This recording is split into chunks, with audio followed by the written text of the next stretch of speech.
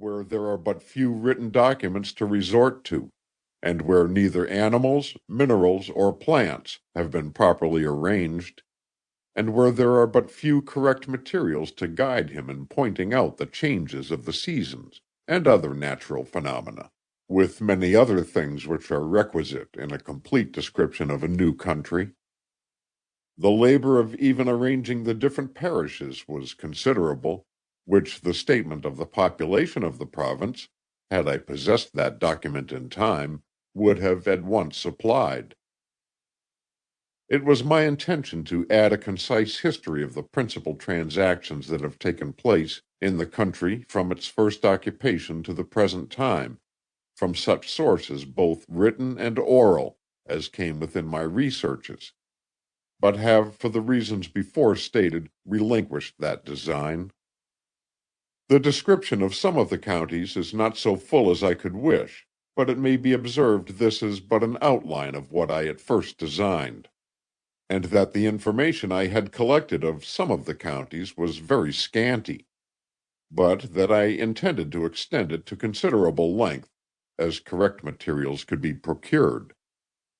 Having therefore abandoned my first design, I had to contract the description of some of the counties of which I had a fuller knowledge, to make the work more uniform, and not to appear partial to some parts of the province, or to have forgotten others. Fractional accuracy cannot be expected in such a brief outline, neither indeed is it of much consequence. I have, however, endeavored to come as near the reality as possible, and given as full a detail as the size of the work would allow. The Author. End of section 1. History of New Brunswick by Peter Fisher. Section 2.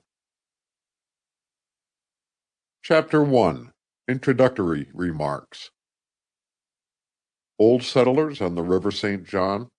New Brunswick erected into a government and settled by the Loyalists in 1783-4. Difficulties of the first settlers.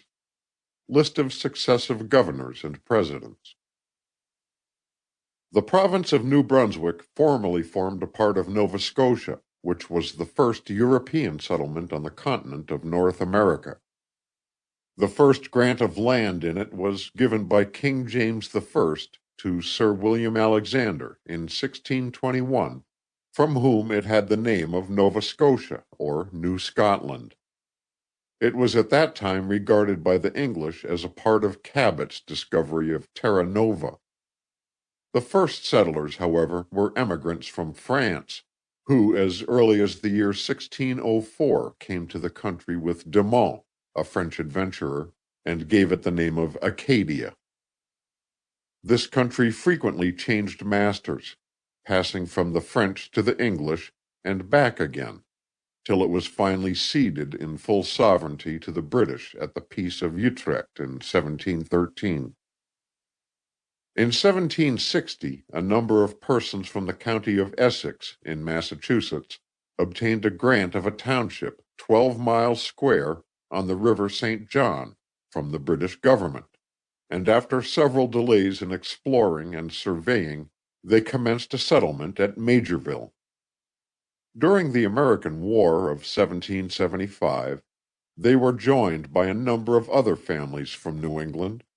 The district adjoining Majorville was settled, and the whole called by the general name of Sunbury, where the courts of justice were held till 1783, when the peace with America left the Loyalists who had followed the British standard to seek an asylum in some part of the British dominions.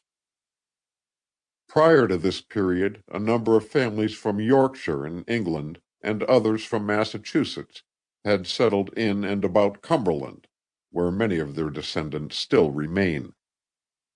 These people, actuated by different attachments, lived during the war in a state of hostility with each other, one part adhering to the British and the other to the Americans. In the month of April, 1783, about 3,000 persons, men, women, and children, sailed from New York for the River St.